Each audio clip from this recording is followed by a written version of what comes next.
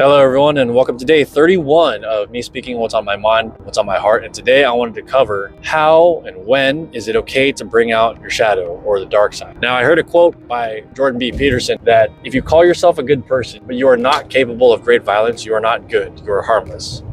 If you are capable of great violence but have it under control, that's when we call it good, because you have the option for bad, but you opt not to use it. And that's the prerequisite for good. So with that in mind, how are you able to build this idea of great violence in an appropriate way? Because obviously you don't want to go around just punching random people. And I don't condone violence. This is specifically for when you're in a training environment, in a combat sport, or if you're in the ring against someone and you both agreed to fight. Or the other time I would say is okay is if someone's in your house and it's a home intrusion. Then yeah, for sure, you do whatever you need to as necessary. I digress. I used to watch a lot of animes. In Naruto, I think that's one of the most famous ones. It's when Naruto is young and the Nine-Tails Fox comes out, right? And embodies this whole thing and he's destroying everything because he's pissed. It also is in Bleach, where Ichigo is fighting Orokia and Orokia blows a hole through his chest, effectively killing him, and Ichigo gets up from the grave and just smashes him. So it's like this dark side that resides in people that only comes out when the person who's conscious and is good can no longer hold back the demon. But this demon, this dark side, this shadow needs to be under control. And this is why.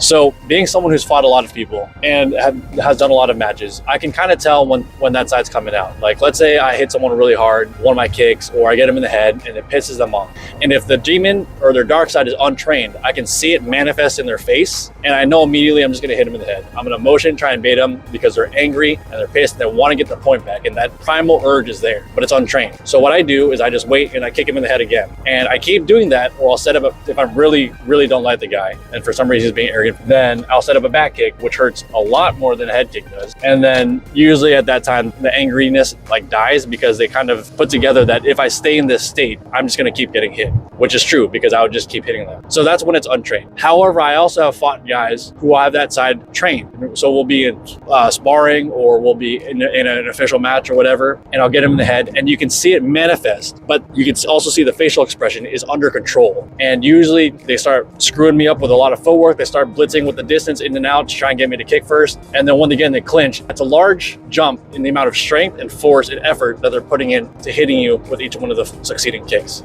And so when you're in that situation, you need to flush your side out so that way you guys can do battle, or you can weather the storm and you try to hold off for about 5 to 10 seconds, because usually around that time people start fatiguing because it's hard to stay in that state. So the pros of it, I would say, having that dark side ready and trained is you get to be superhuman for like 5 to 7 to 8 seconds because you don't really care about what's hurting you. It's an interesting switch where you're hitting as hard as you can and it feels good when you make contact. It feels really, really good when you make contact. But the con is that you're really tense, and so you fatigue much faster. It's like being in Goku's Kaioken.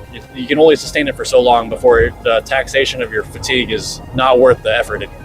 Now, the ways to develop this, I would only use this side of myself under very certain conditions. Number one, if I was in training and I was hitting a heavy bag, that's I think the best play to train. And my friend is on the other side of the heavy bag because my friend is safe. It's a heavy bag. But when I'm hitting and I'm trying to develop this side of myself and I'm bringing everything I can and I'm bringing that dark side out, and I don't mind because my friend is safe behind a bag. I am looking for physical signs of pain in my partner. So if they're holding the heavy bag and I'm hitting it and they don't wince, and they don't show they're in pain, then I will keep trying to hit harder.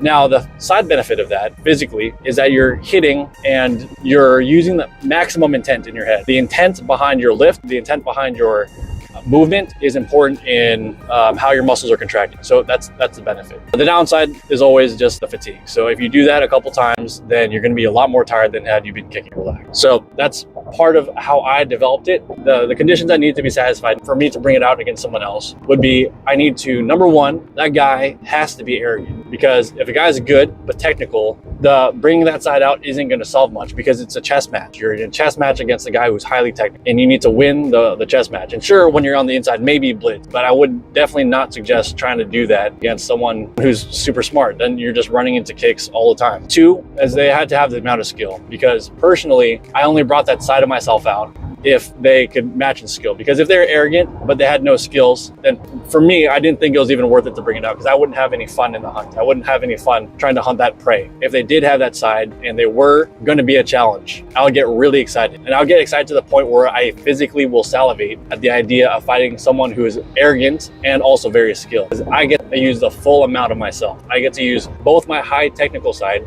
which you develop when you're training normally, and you get to use that extra part of yourself that doesn't get to come out against everybody else. I think it's good to have in your back pocket just in case you ever need it, if you're sparring or if you're in a fight, or like I said, someone's in your house. Then you can bring it out and have almost no remorse for what's going on. Now, obviously, I'm saying this within this context, so don't go out and be a serial killer because that would be stupid. I hope this was helpful for you guys who are trying to develop that side of yourselves, and you're not. I would suggest taking a look at that side of yourself and see, like, look at yourself in the mirror and understand that I think that resides within everyone to a certain extent. If you want to bring it out pretty fast, imagine someone hurting someone you love. How fast would that primal side come out? Whatever that primal side is, you need to think about and you need to train. You're not just gonna get magical moves when it happens. Your body's not gonna know what to do when it's in that state. You need to get into that state on your own and then train. So that way you're used to being at that heightened emotional state and still be effective at what you need to do.